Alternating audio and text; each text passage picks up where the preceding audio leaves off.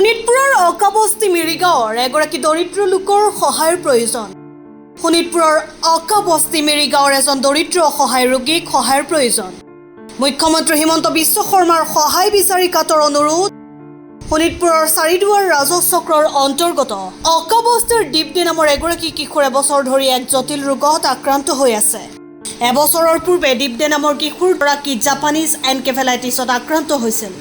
তাৰ পিছৰ পৰা সেই দীপদে নামৰ কিশোৰগৰাকীয়ে মুখেৰে মাতিব নোৱাৰাৰ লগতে খোজ কাঢ়িব নোৱাৰা হৈ পৰে। পিতৃহীন দীপদেৰ অসহায় মাতৃয়ে আজি এবছৰ ধৰি স্থানীয় ৰাইজৰ সহযোগত তথা স্থানীয় বিধায়ক কৃষ্ণ কমল তাঁতীৰ সহযোগত চিকিৎসা কৰি আছে যদিও বৰ্তমানলৈকে দীপদেৰ স্বাস্থ্যৰ কোনো উন্নতি হোৱা নাই। আনহাতে অৰ্থৰ অভাৱত অকলশৰীয়া মাতৃয়ে চিকিৎসা কৰাব নোৱাৰি হাহাকাৰ কৰিবলগীয়া হৈছে।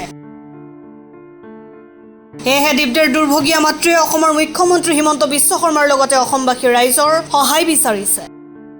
ইচ্ছুক ব্যক্তিয়ে সহায় কৰিবলৈ বিচাৰিলে দীপদেৰ মাতৃ দিব্যাদেৰ একাউণ্ট নম্বৰ 390833155523 IFSC CBIN 0282655 নম্বৰত সহায় কৰিব পাৰিব।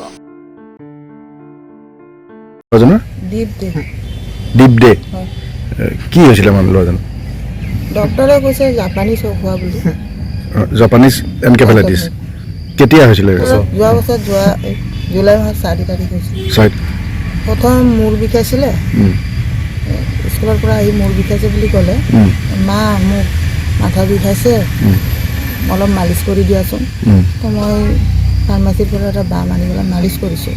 তো মালিচ কৰি তেতিয়া তেনেকৈ কৈছে মই কেইটামান মেডিচিন লিখি দিছোঁ, চেলাইন লিখি দিছোঁ, আপুনি এটা নি পেলাই চাওক, যদি ভাল হয় বাকীখিনি তাৰ পিছদিনা লৈ আহিব।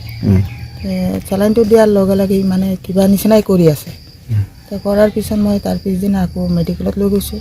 তো ডক্টৰে কৈছে তাক ICUত ৰাখিব লাগিব, কিবা তাৰ বেমাৰ চিষ্টেমটো অন্য হৈ গৈছে তেনে বুলি ক'লে। তো মেডিকেলত এডমিট কৰা হৈছে। তাত থাকি মানে অলপ ভাল পাইছে, ভাল পাই আকৌ ঘৰত লৈ আহিছোঁ। লৈ অহাৰ পিছত 3-4 দিন আকৌ ফিট হৈ পৰি গৈছে। ফিট হোৱাৰ পিছত তাৰ পিছদিনা আকৌ লৈ গৈছোঁ, লৈ যোৱাৰ আকৌ এডমিট কৰিলে। পিছত আৰু টকা পইচা নাইকিয়া হ'ল। তেতিয়াৰ পৰা মাত নাইকিয়া হৈ গ'ল।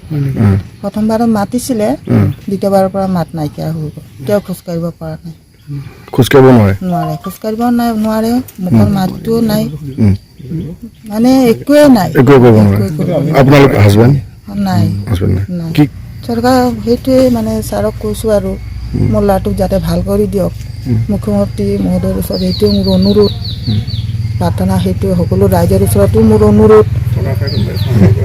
এইটো আপোনালোকে যদি সহায় কৰে মোৰ ল'ৰাটোক ভাল কৰি, সেইটোৱে মোৰ প্ৰাৰ্থনা। কি নাম আছিলে আপোনাৰ? বিদ্যাদে। কথা হ'ল কি, যোৱাবাৰ আমাৰ আকাবস্তিত ভাগৱত পাঠ আয়োজন কৰিছিলে। সেই ভাগৱত পাঠত তেওঁ আমাৰ লগত সম্পূৰ্ণভাৱে সহযোগ কৰি আমাৰ চান্দা কালেকশ্যনৰ পৰা আদি কৰি গোটেই পূজা কমিটি তেওঁ ব্যস্ত আছিলে। ঠিক তাৰ দুদিনৰ পিছতে তেওঁৰ জ্বৰৰ নিচিনা অনুভৱ হ'ল। পিছত গম পালোঁ যে তেওঁৰ জাপানীজ এনকেফেলাইটিছ হৈছিলে। তো আমি লগে লগে সেই মুহূৰ্তত আমি মাননীয় আমাৰ 68 নং ৰঙাপাৰা বিধানসভা সমষ্টিৰ আমাৰ যুৱ বিধায়ক আমি বিধায়ক মহোদয়কো অৱগত কৰিছিলোঁ। আৰু বিধায়ক মহোদয়ে ইতিমধ্যে মুখ্যমন্ত্ৰীৰ সাহায্য পুঁজিৰ যোগেদি তেখেতক যিখিনি সহায় সহযোগিতা আগবঢ়াবলৈ ইতিমধ্যে কৰিছে আৰু তেখেতৰ কাৰণে যিমানখিনি পাৰোঁ চেষ্টা কৰিম বুলি আমাৰ আগত তেখেতে অৱগত কৰিছে। এতিয়া কথা হ'ল আপোনাৰ এওঁক যদি কোনোবা আপোনালোকৰ আমি এই মিডিয়াৰ যোগেদি আমি অনুৰোধ কৰিছোঁ, কোনোবা অসমৰ সদাশয় ৰাইজে যদি এই আমাৰ মেধা ছাত্ৰ দীপদেক যদি কোনোবাই দুখীয়া ল'ৰাটোক যদি সহায় কৰিব বিচাৰে, আমি আপোনালোকৰ যোগেদি অনুৰোধ কৰিছোঁ তেখেতসকলে আমাক সহায় কৰিব বুলি লগতে মুখ্যমন্ত্ৰী মহোদয়কো আমি আপোনালোকৰ যোগেদি অৱগত কৰিছোঁ যাতে তেখেতে আমাৰ এই দুখীয়া ল'ৰাটোক, যাতে ইমান চোকা ল'ৰা এজন যিহেতু সকলোৱে এটা মৰমৰ পাত্ৰ আমাৰ এই আকাবস্তি মিৰিগাঁৱৰ, তেনেকুৱা এজন উঠি অহা যুৱক যদি ল'ৰাজনক যদি মুখ্যমন্ত্ৰী মহোদয়ে অকণমান দৃষ্টি ৰাখে, আমি তাৰে কামনা কৰিছোঁ। আমাৰ শেষ ভৰসা ইতিমধ্যে সকলোৱে ক'লেই, ৰাইজে ক'লেই যে ল'ৰাজনৰ অৱস্থা, আৰ্থিক অৱস্থা কেনেকুৱা ধৰণৰ, পৰিয়ালটোৰ অৱস্থা কেনেকুৱা ধৰণৰ। ভৰসা মুখ্যমন্ত্ৰীলৈ আৰু ৰাইজলৈ, অসমবাসী ৰাইজলৈ। সদাশয় ব্যক্তিয়ে যদি সহায় কৰিব বিচাৰে, তেতিয়া মই একাউণ্ট নম্বৰটো কৈ দিব বিচাৰিছোঁ, 3098315523।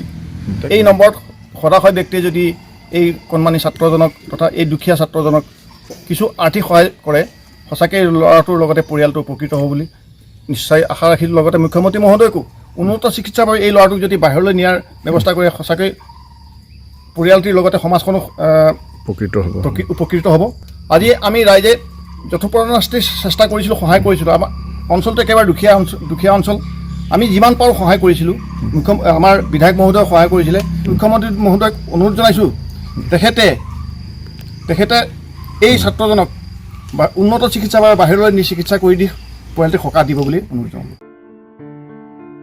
বালিপাৰাৰ পৰা দিলীপ চৰকাৰৰ ৰিপৰ্ট গ্ল'বেল NE 24/7